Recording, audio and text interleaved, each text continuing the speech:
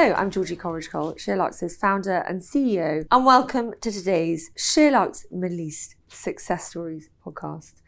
I've been trying to make this one happen for a while, so I'm particularly thrilled to be sitting down with Sonal Vara-Parmar, who is a total powerhouse and CEO of IAM Entertainment, the region's first female-led entertainment company. Sonal has been at the heart and the forefront of some of the biggest entertainment moments in the Middle East, from bringing A-star talent to the region to securing multi-million-dollar deals and advertising for UAE government, and I mean, on and on and on. You've worked with the likes of Beyoncé, Alicia Keys, Kevin Hart, Coldplay, and you played a massive part in the region's transformation as an entertainment hub. Wow, well, where do I go from that? I think I can leave now, can't I? No, you cannot. There's way too much to cover. I also have to thank you because you had a family wedding yesterday and you have rallied. No, you have been to be here. Someone I've been wanting to talk to for such a long time, and you've been so gracious, and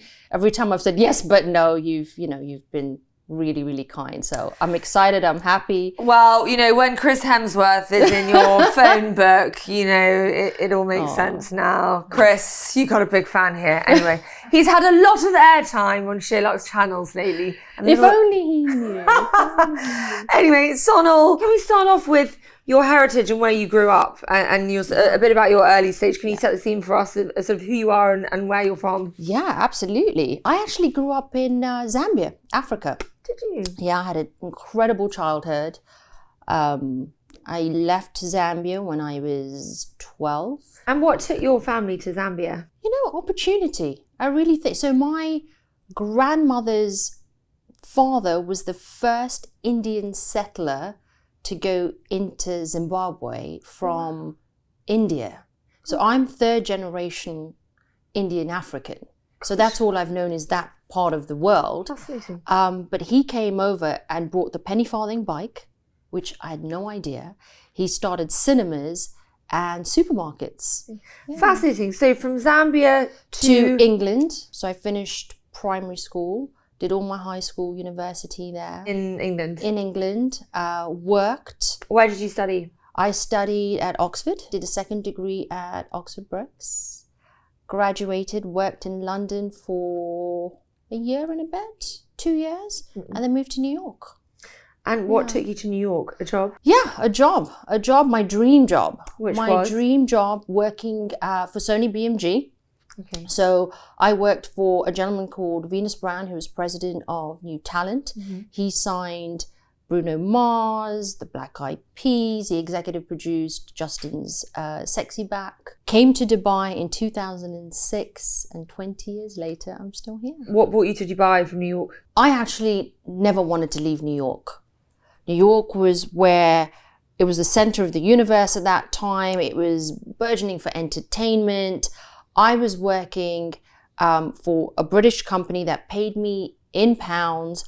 And so to continue staying there, I had to apply for the O1. I was on a H1 visa. Right. And for the O1, it was a process. And to transfer the papers, it would be like a year long. And at that time, there was so much contention between British and American job placements. So they only had like 60,000 visas open. So by the time I got all the papers ready, the visas had finished. So I had applied in April. By June, they were done. I'm like, what am I going to do for a year? What am I going to do? My best friend had just moved to Dubai. She was like, are you crazy? Come here. This place is insane. So this It's is 20 untapped. years ago. This is 20 years ago. She said, listen, for what you're doing, no one's doing it out here. Just come out. And I never left. Wow. Yeah. That's a really long time ago, 20 years. 20 years. I've said it to many people, you've literally watched the skyline evolve. Not just the skyline, you've seen it mature, you've seen it as a baby, you've seen the markets go up and down. But New York to Dubai 20 years ago? It was hard. The first 2 years, I'm like, they say to you, if you make it past 2 years here, you're here for life. Right. And that's the case. And I think it's easier now because back then you didn't have the infrastructure. You didn't actually have the market you have here. So you really had to commit. Well, you've been part of creating the market here. What did you study at university? I did law, and then my father knocked on my door, and I mean, my father was my hero, and I'd listen to everything he said. He goes, "You're never gonna, stick at law, and it's working for the rest of your life." And I was this social butterfly. And he goes, "Look, the family business is hospitality. Why don't you do hospitality?" So I kind of diverted to sociology and hospitality, knowing I want to be in the people market, not quite knowing what I wanted to do. I think the interaction, the storytelling, being creative, that's where my emotion came out. I was always quite stoic. I think my emotion came out when I was genuinely happy doing things that came naturally, and being around people and creating. We were saying last night at the dinner that when your work and your what you enjoy combine, you can't underestimate it. That you don't. We were saying, how do you switch off? How do you separate? How do you look after your career and your personal self? But when they're so intrinsically linked, because you enjoy them and your network become your friends. It's not work. It's just life. It's not so essessential. I think I'm sure you feel fortunate as I do to have that. You came here 20 years ago. I came here 20 years ago. What happened next? Did you have a job? You left New York? Yes, I was headhunted after I made the decision that, okay, I'm coming out to the Middle East. Brought my mother out here to just, check the landscape. She fell in love with it. We stayed at the Royal Mirage. What's not to like? And in 3 weeks, I was headhunted to Jumeirah Hotel Group.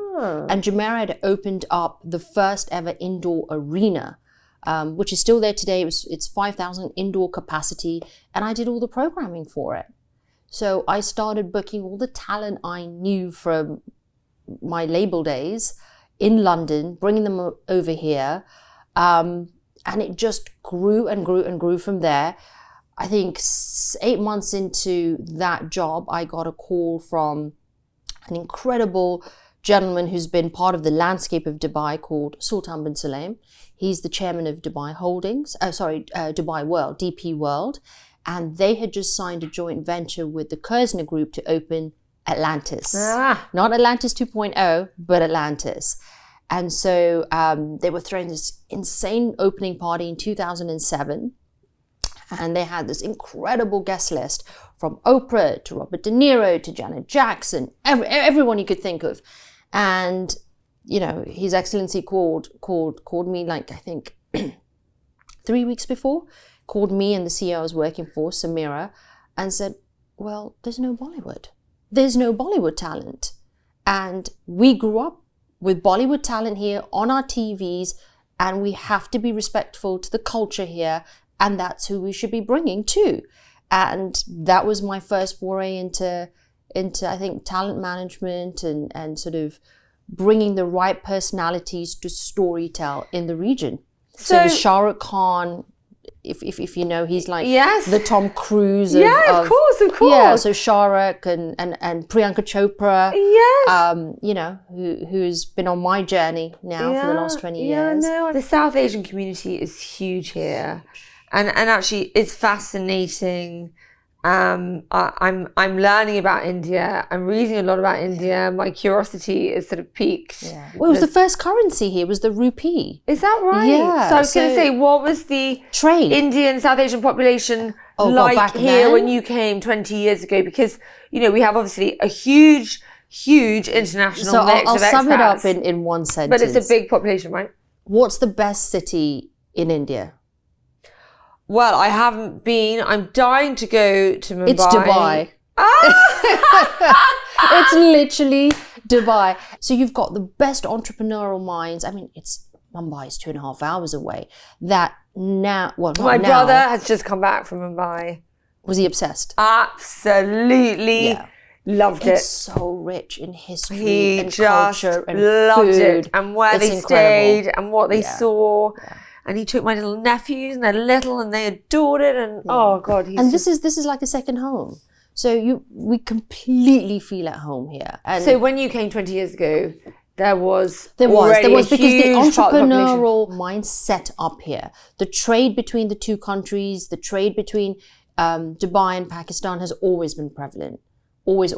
So they had a big hand in building the infrastructure, the business economy of the UAE. Right. So they're very, very respected. Right. The first non-Islamic temples and places of worships were Hindu temples. Okay. Yeah, in Dubai. And now in Abu Dhabi, my parents just went for the wedding. The Baps Hindu temple has just opened, which is insane. It's stunning. So it's become a site to visit. So was that Atlantis' first opening a success? Did you get the Bollywood talent there? We did. Priyanka did this whole opening number. I vaguely remember. Yeah, Hrithik Roshan was there. It was incredible. It was incredible. And at this point, you were still employed for... I was employed... Was this a side hustle? No, I was employed by a subsidiary as the marketing director of comms for a company called IAM Motor. It was a subsidiary of DP World. We owned... It was a $2 billion fund. And it owned... World Islands, various projects, and part of my remit was to create a project called IAM Motor, which basically brought the best in fashion, the best creative minds, to then build bespoke real estate projects here. So I was the first to bring Karl Lagerfeld to the region. He was building these insane residences. Donna Karan, who then, came to my wedding, Victoria Beckham. This was back in 2008. Exposing them to what the potential of this city and country was. And that was important to me. I came in very quickly and got to live. How did you persuade them to take it seriously and to take you seriously and the mission seriously? I think that's a really, really good question. I think they were visionaries to begin with. And when you're a visionary, you can project what is coming or what the potential of a place is. Sheikh Mohammed is such a thoughtful leader. And he gave a lot of onus to the people here, which no one else was doing globally. And they could see it, but it was authentic. It wasn't forced. It was like, come and see. It's a blank canvas and let's do this together. And it just sort of took off from there. My father lived in Hong Kong when I was a child. And after 97, when the Chinese took it back, he lived in Dubai for a while. And I didn't really come. I used to fly through the old airport when Emirates started going to Hong Kong as an unaccompanied minor. So I never came, but he lived here for many years. And my stepmother always used to say, just go with an open mind. That's what it is. Leave your sort of preconceptions at the door, your stereotypes, whatever it is. Just go and go with an open mind. And that's the best way to approach Dubai. And I think that was really good advice. It wasn't easy for me. And when you come here and you actually step foot and you see it's a melting pot of 192 countries. This is still back in 20 years ago. You have to respect it. You have to respect it. You have to be part of the change. There are so many. I remember filming with Karen Waslin, and she's like, there's a hashtag My Dubai. There is a different Dubai, and there are lots of stereotypes, people that haven't been to this part of the world. And Dubai is totally unique to the rest of the GCC, isn't it? And it is My Dubai because it's home. You're allowed to create the world you want here. And you have created an incredible world of entertainment. And as I said, you've been so intrinsic in all the achievements in that space, in so many of them.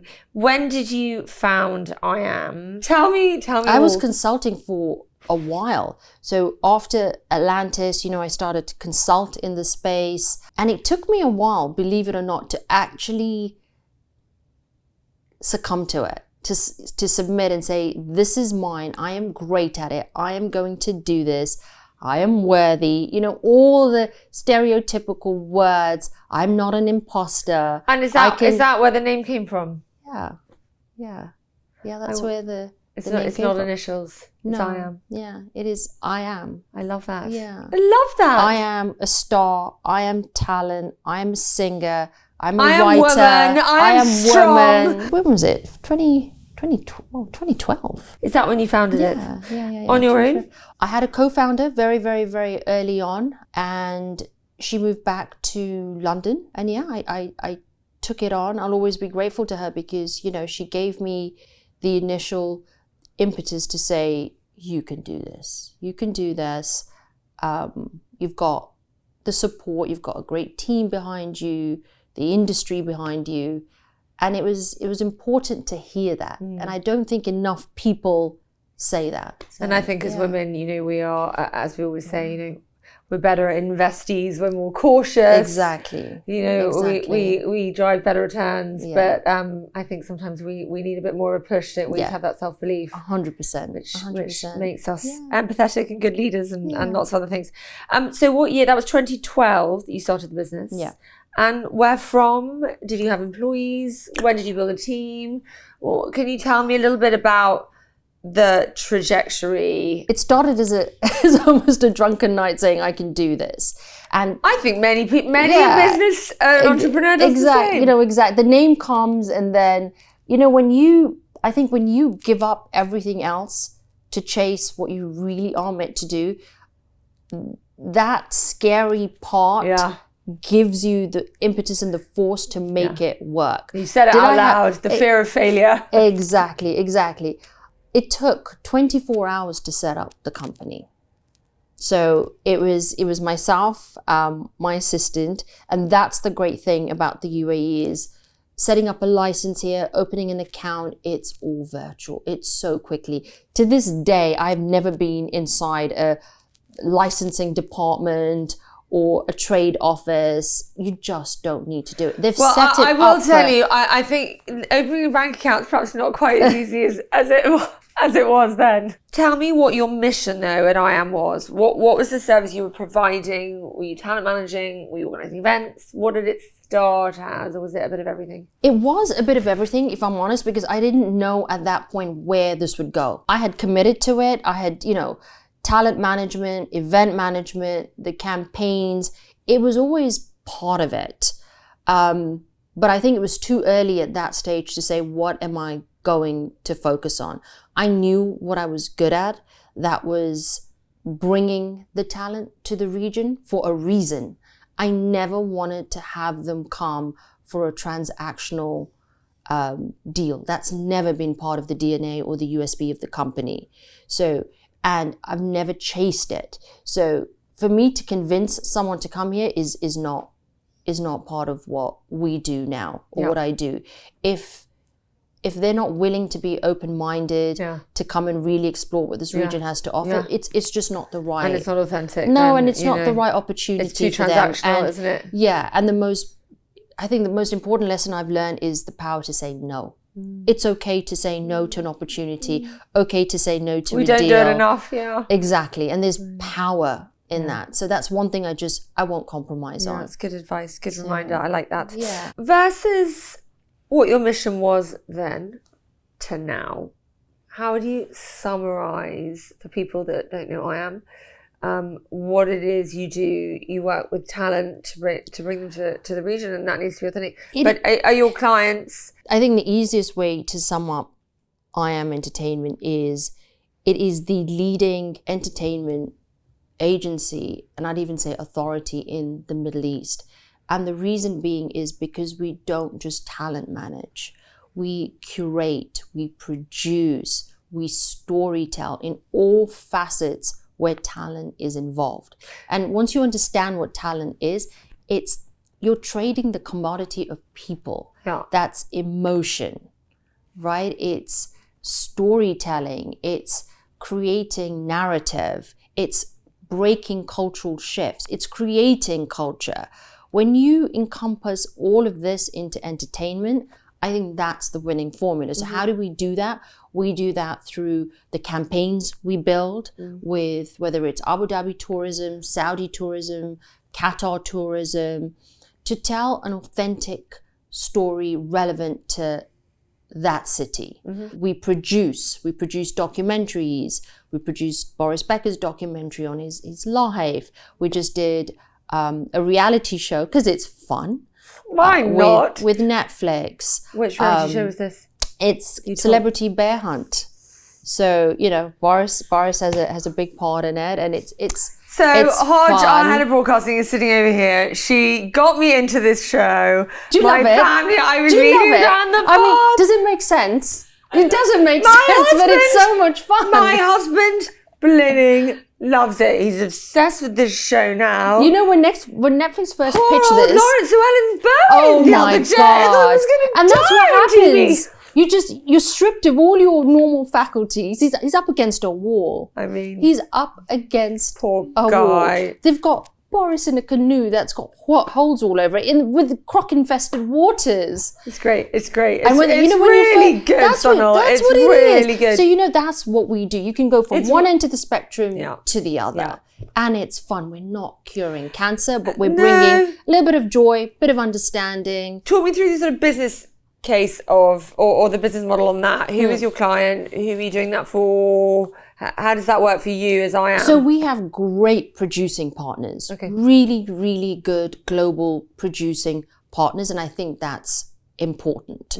You know, jack of all trades, skill of none, but you have to know where your strengths really are. So in London, we partner with Banerjee, who is, well, UK, Europe's largest producing house. They do Strictly Come Dancing, Family Feud. They're massive. They've done some of the best TV work. So they would be our partner. They originally came to us with the idea and said, look, what do you think? These are the personalities we want to put in it. I see. So you bring the talent. Yeah. Okay, that's how and it it's works. not always the talent. With Qatar Airlines, for instance, they approached us and said, listen, for their ad, in-flight TV ad. Oh my god, it's bloody brilliant. So I went to Qatar 2 weeks ago for the first time. Yeah.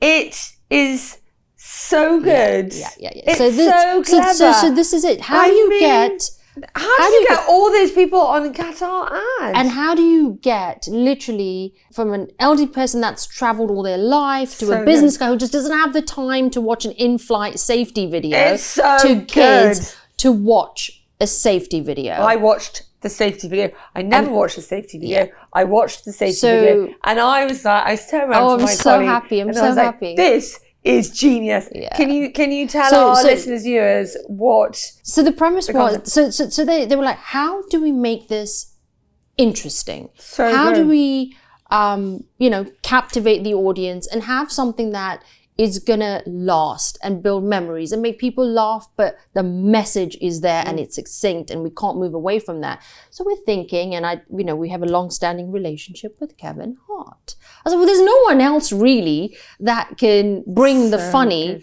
like Kevin. And again, in this industry, you have to have great collaborative partners. Kevin is incredible. The man is available. He knows his brand. He knows his audience. So you pick up the phone to Kevin, you're like, Kevin, listen, we have this project. How can we do X, Y, and Z? And it took a life of its own. I'm giggling, thinking about the no smoking, sitting when they're on the table. In Paris with Kobe. It's so funny. Yeah. Watch it, people. It's like a little mini film. Yeah. It is a mini film. And we had so much fun. We shot that in Doha, in LA, virtually. It's like $1 billion shave, right? Yeah. Did you have Rosie's part in it? Oh my God, she was great. She killed it. I should have known it was you. Yeah. She was in it. Anyway, you've got to watch it. But I feel like we need to put it on our channel. Can we do that? Oh, do that, please. Of course you can. On our channel and show I will the world. give you the 7-minute version and I'll give you the 30-second version. No, we need the full 7 minutes. It's and absolute the bloopers. Genius. But if you've seen the $1 billion shave ad with the guy with the tennis racket walking around anyway, which is sort of marketing gold, it is brilliant. Yeah. Thank you. Fascinating. God, I feel so... I said last night, we sat at the dinner that you sadly couldn't make. So fortunate to sit and have these conversations. Likewise, 18 years have you had SheerLuxe. I mean, your journey's been incredible. A lifetime. And we're the same age. You're very kind. We are. We absolutely are. No, you're younger than me. It's fine. Why are you different? I mean, it's authenticity, it's connection. You mentioned earlier doing law and then, being a social butterfly. And, I think I know the answer, but... Why have you been so successful? What's in you? You're obviously a grafter. I think because I've been very consistent and true to what the company stands for what I stand for, and not compromising. It's really hard in this industry first, you're a woman, you're a business owner. There's so much competition in any industry, but in an industry where there was a glass ceiling, the way to break it is to stay consistent and true to yourself. And I'm very, very, very respectful of the relationships that I have. You know, Kevin's been with us for 7 years. I first met Priyanka in 2007. And, you know, she's someone I admire. I've seen her journey.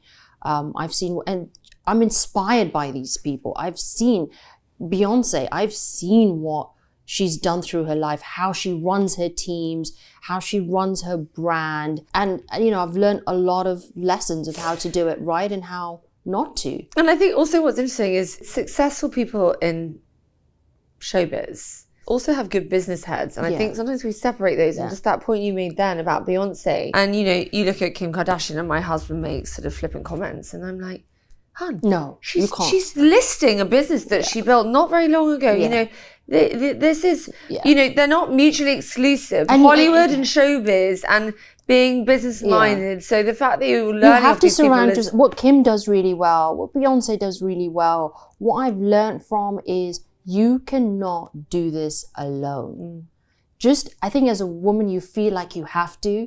I am woman, I can do it on my own, I can do everything. No. You cannot. I don't think, hand on my heart, our business could have flourished the way it has if I hadn't had the support of my husband. Honestly. And look, we're here to talk about you, but I couldn't agree more. Yeah. I think, and there's no shame it's in not that. A co-founder. You need that. Yeah. You need that behind exactly. you. And now he's more than a co-founder. You know, he's someone that is so integral to the business.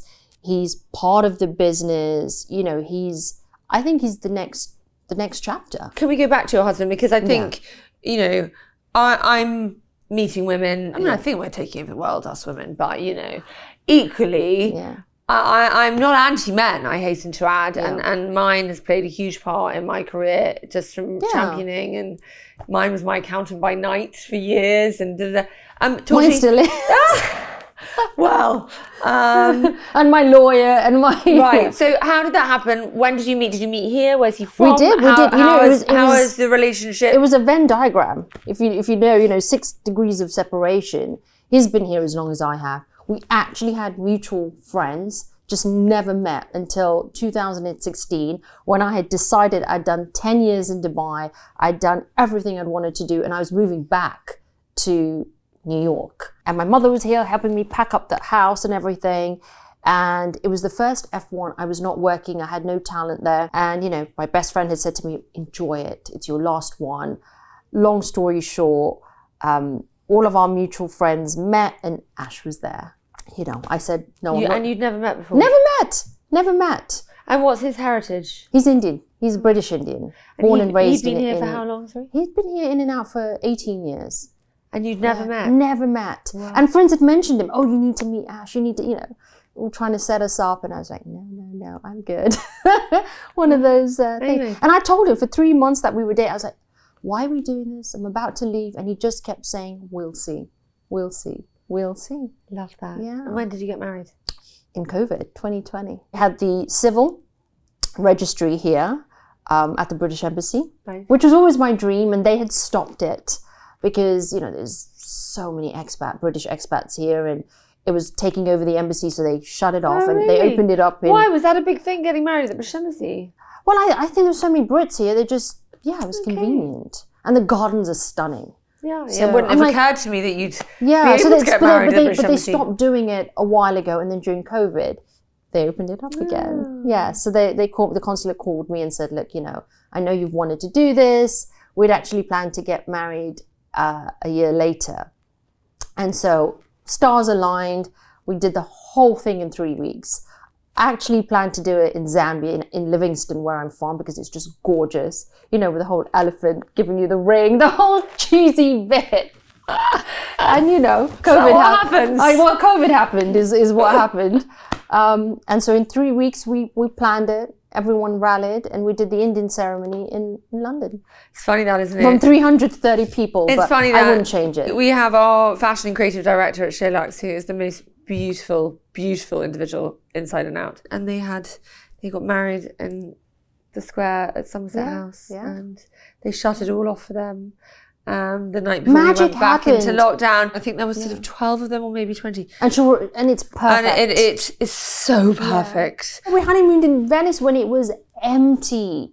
It was like hours. It was magical.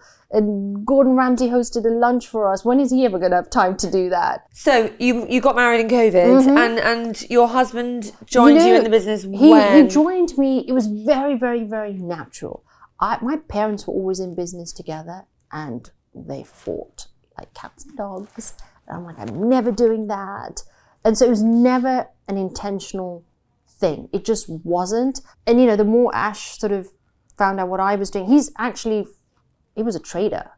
He has a sustainable packaging business. So Really? all of the brown packaging you see in Deliveroo, that's, his business. That's what he does.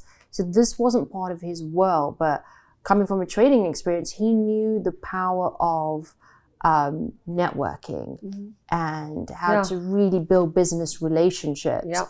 And so he just said, oh, meet this person and meet that person, and you should do this and you should do that. And it was just so organic, and it felt natural, and I felt safe. And he just wanted to help me grow. So I remember we were doing a Mariah Carey concert for the Jazz Fest, and my true passion is cooking, and I'd always wanted to have this food truck. And so in the middle of this concert and the madness, he got me a fish and chip van. He got me an Airstream, and I just, we created this brand. You were knocking up. Literally. I got my dad to fly down the batter from England, because that was his business. One of his businesses, and we called it Mind the Gap, as in the proper British. Love it. And we were literally distributing mushy peas. Yeah, mushy peas, battered sausage, Sonal, chips. It was incredible. Love it. And this man just allowed me to dream. It's like, I want you forever. Heaven. And so we just, we do it together now, and it's great. So what year did he officially join you in the business? Officially probably like 2017.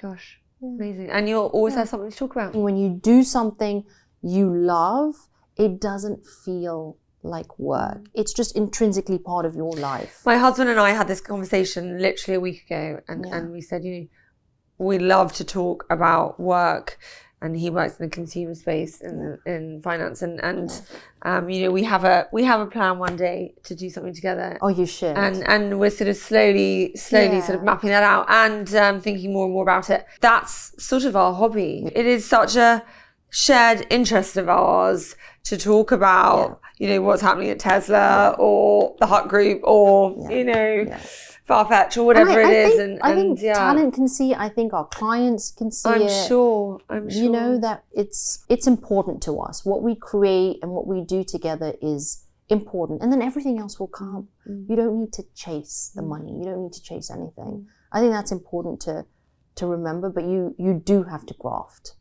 You definitely do. You do. As an entrepreneur, not to be underestimated. You have to be ahead of the curve. You have to, be, like I keep saying, you have to be consistent. You have to, I don't know if I like the word hustle. We're all sort of swans and hustling under. As long as you know what you're hustling pedaling towards, right? Yeah. I think be a swan, and, focus is key. Exactly. I think we had this conversation yesterday, actually, that, gets to a point where, you've hustled, and then you need to sort of refine and focus, and we're definitely in that phase. In that phase, after 25 years, you need to be in that phase. Yeah. Otherwise, change course. Totally. You're gonna get caught. Yeah.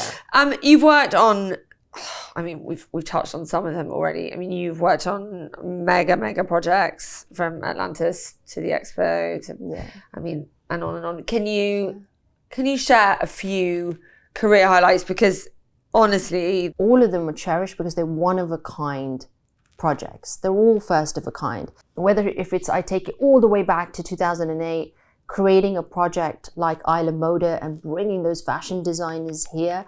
Unfortunately, it didn't get to completion because the crash happened of 2009. But fast forward today, those first of a kinds, whether it's Coldplay at Expo, bringing them here for the first time in 2020 was just incredible. And again, it's a long-standing relationship. Coldplay here 2020 first time. Oh no, first time to Dubai. It was the first intimate show they'd ever done. They play stadiums, and this time it's in front of 4,000 people. And wow. Yeah. You are talking to, they are our family favorite. Yeah. And look, that relationship had started in 2001 when I joined the Hempel in London as their creative director for the event space. And the first high profile wedding I'd ever done was Will Champion's. So Will is the drummer of Coldplay, and I had, I had done his and Mariana, his wife's, wedding there. And that's how the relationship started, and we just kept in touch. And so when 2020 came, I said, listen, this is going to be something very, very special. And it was actually Chris Martin that said, how do we make this different? How do we make it something we've never done before? So he's really big into sustainability, everything they do with the show. I mean, his heart is, I was at Glastonbury this year, and when he brought Eliana onto stage, incredible. I mean, it was so emotional. Yeah, so emotional. His God, he's got a good heart. Look, and there's a lot of misconceptions about the UAE, that the carbon footprint is this, they don't care about sustainability. And he was like, let's really bring a story to it. We did this incredible campaign about recycling and cans and what you can do with recycled cans, and how he then uses it as part of his show production. So that's the kind of narrative we want to showcase. Kevin Hart in 2019, we'd started to work with him on a philanthropic campaign. And it sort of came to fruition in the middle of COVID with the UAE government. It was called Mars Shot. So Kevin had gone through this horrendous accident, car crash, and he said, in 3 months, I'm going to run the New York Marathon. That was his moonshot, right? To run it after being in a wheelchair. And so we wanted to give people hope in the middle of COVID. I called Kevin and said, let's create the Mars Shot. The UAE was launching this probe. Mars Shot. Yeah, they were launching a probe, the first Middle Eastern country, no space program, and they created a probe to send to Mars in literally years compared to what NASA had been working on, the Russian airspace. And this country built a space program. It's only 50 years old. So Kevin's like, I want to be part of that movement, that change. And so we've had all of these relationships. Mariah, first time we took her to Alula, we did a town hall with her. She educated young female musicians. Really? She mentored them. Saudi musicians? Yes. Wow, and Saudi there. Exactly. Gosh, So how wonderful. there's so many moments. Alicia Keys, it was the first time in 2018 she did a show with Tony Robbins. It was the UAE's first motivational event. It was 9 hours, and she told her story through music and the piano, and she'd never done that before. God, dreamy. So, and we collaborated with Balkis. So it was her first collaboration with an incredible Emirati musician called Balkis for Expo. So these are all firsts. First And and then unique. Beyonce. And you talked about creativity earlier, and I think just hearing that from you is, it is connections, it's relationships, it's graft, but it's also just thinking outside of the box and doing, as someone said, who came up with a box? Like, get rid of the boxes. It is those, exactly. town halls. You don't need to be confined by industry norms. You have to keep pushing and challenging. And you asked me earlier, what makes I Am, and I get a lot of stick, contention, hate for this, but all of our relationships are direct to the management or the talent. We don't use agencies. We don't use middle brokers. It just doesn't feel authentic to us. How though? Because I you're think there's a trust. established enough now to say we don't work that way. No, always. I think because I came from the industry. Right. I came from that So you side. knew. Yeah, I knew. Okay. You have to slowly build up that credibility and the trust. But So you now- can do it your way, don't you? I remember someone saying to me, I had they to were like, start from somewhere. yeah, someone saying, Yeah. you know, that's not how you do it. Oh, Roshi. gosh, And I was no. like, well, let's do it differently. And so they're like, you're a disruptor. Call me a disruptor if you want, but it works because you don't need to be confined to that. And who's telling you you're a disruptor? The corporate companies, the blue chip the people that don't like change or are threatened by the change and people doing it differently. You know, if women felt like that, we wouldn't be where we were. Well, quite. Amen. Beyonce, Atlantis the Royal. I mean, that. Contrary to popular belief, yes, it was done directly with Beyonce and her team. There was no one else involved. For the record. Right, okay. record. What is the accusation? Oh, we booked her. It was booked by this person or that person or this agency. No. To the point where Beyonce herself was like, this was a collaboration between her company, Parkwood, and IAM Entertainment, two women coming together, and she released a press release to say that.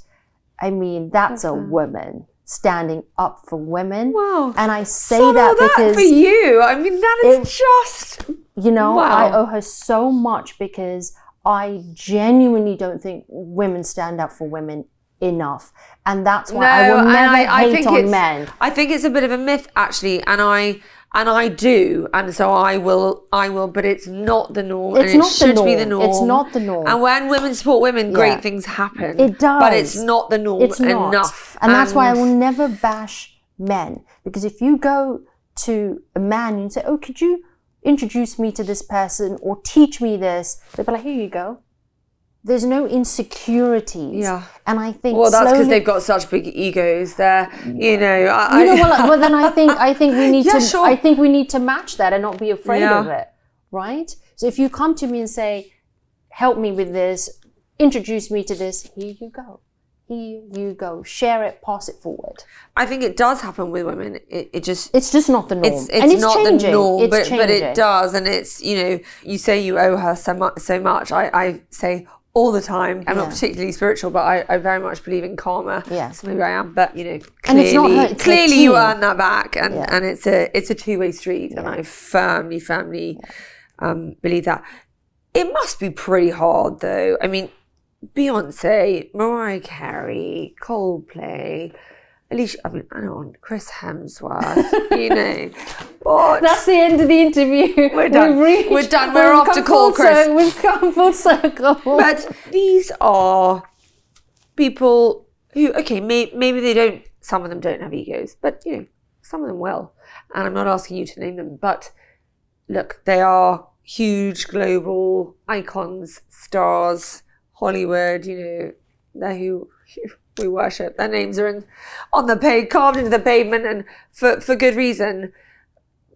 How do you handle that? Because as much as you are clearly a force in your own right, you know, it must be. What advice do you have for dealing with tricky people? Just like in terms of life advice, how do you handle that? I don't think tricky people end or start with celebrity. No. You know, you could have CEO of a blue chip company.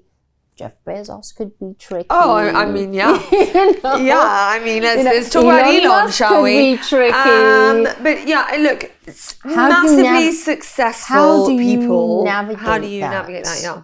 I think you have to stand true to yourself. I think that's the only way you can do it. You're obviously there for whatever your agenda is, to do a business deal or to gain something or to learn from them. Don't get intimidated. Just that, I think that is probably the secret sauce, and learn from them. Because once you see them for who they are and what they've achieved, you can take out and extract what you need. Yeah.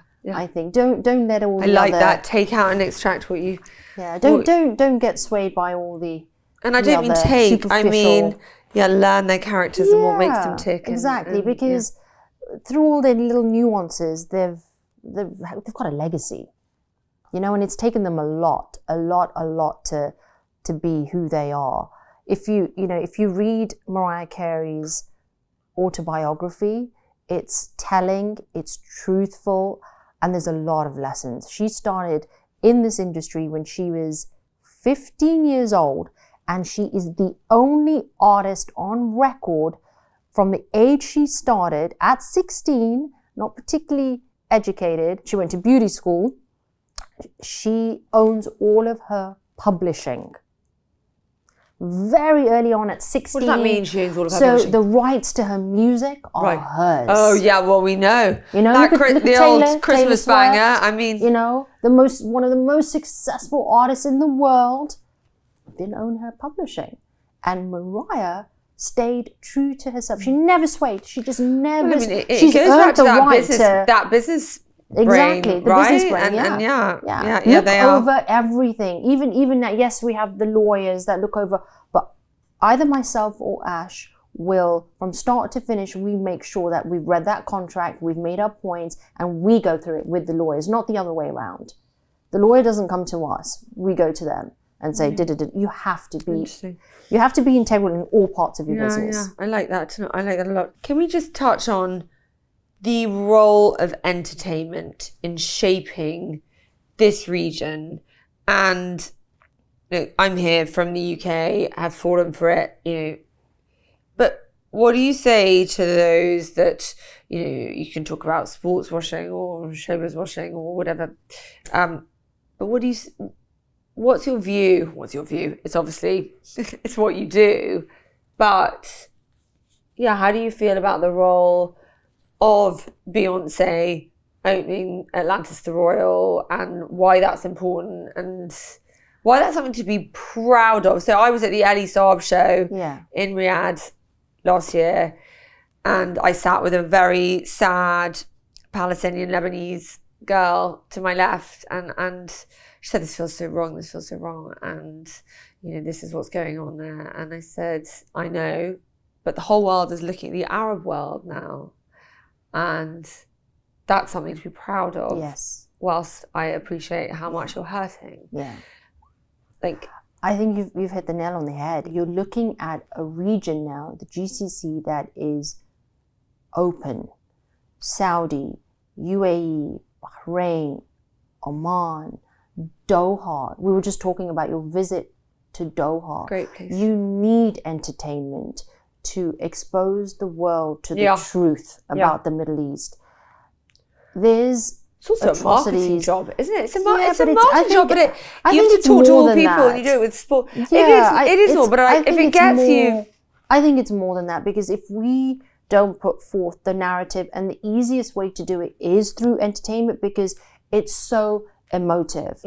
If you ask my husband... And democratic as well, isn't it? Yeah, of course. I mean, look, for Coldplay to come here, for Beyoncé to come here, J-Lo keeps coming back. Who's such an LGBTQ advocate, as is Coldplay, for them to come here and see how open and welcoming and to come back. Yes. And that's the thing, isn't it? Because you say LGBTQ, but they're coming back. And there is a lot of change. Of course. And it's happening fast. And so they're a mouthpiece and a vehicle to help carry those messages forth. Okay, that's a great way to put it. To society, and that's what it is. So it's not just them coming here and us all looking in; it's them going back and taking their stories. Yeah. Do you know that that's such an interesting way to look at it? Yeah, and it's not looking in; it's them taking it with them. Exactly, and that is what I'm so proud with our company, is we are that gap that fuses that together. And what I mean by that is, yes, Beyoncé performed here and it was magical, but did you know that her band, her orchestra, was a 70-piece female orchestra created from here? There were Syrians, Iraqis, Lebanese, The music she integrated was Emirati music, Arabic music. She took something from this region and made it global. Look, criticism is so often just fueled by ignorance, and you know, like that's it, isn't it? That's so. It is, so, and there's that. atrocities and there's so much heartbreak everywhere in the world. Yeah. But the flip side is there's also positivity with that. So I think we have to people using their platforms and their reach for power and for good. Eliana is shedding light on Palestine as a Palestinian, and Coldplay gave her that vehicle to get on stage and sing in Arabic on a global stage. That, you know, is not a small feat. Yeah, that, I mean, that's what entertainment does. And that has my heart. That track so much. I don't cry as a human. I think I have a defect. I just don't cry. And my husband will say, "Oh my God, you're so emotional. You don't cry." A really good doctor friend of mine is like, "You don't cry." You know when I cry? I cry when we put on a show and I see the audience, and that is what I do. And I've said it. The moment I stop crying when we put on shows is the moment I'll stop all of this. Well, don't stop. What? Steph is welling up behind the camera over there. So I think you're phenomenal. Oh my I goodness. feel like we have scratched the surface today. There is so much more I want to I adore you, so thank you. Hear from you and learn from you. What advice can you leave us with? Well, you've given us so many words of wisdoms, but are there any life mottos, life rules you live by, any life advice you would share? Just be true to yourself. Don't be intimidated by anything. But you have to know yourself to be true to yourself. You do, and that's part of the journey. Yeah. The failures give you the impetus to do better, and doing better gives you the drive to keep going. That's all life is, really. And surround yourself with good people. Yeah. Friends, colleagues, mentors. Don't underestimate that. You do not have to do anything alone. Yeah. That's what I've learned. Behind every great woman. Yeah. And as a woman, we can do everything, just not at the same time. And I've just realized that in the last 4 years. It's a lot to be a woman. It's amazing to be a woman. It's amazing. It's not to be underestimated. Yeah. And nor you. I'm going to leave it there and thank you. Hope for more, and thank you. If you enjoyed that as much as I did too, please leave a comment, tell your friends to listen to, follow us wherever you're watching or listening to this podcast, and we will be back soon. Thanks very much.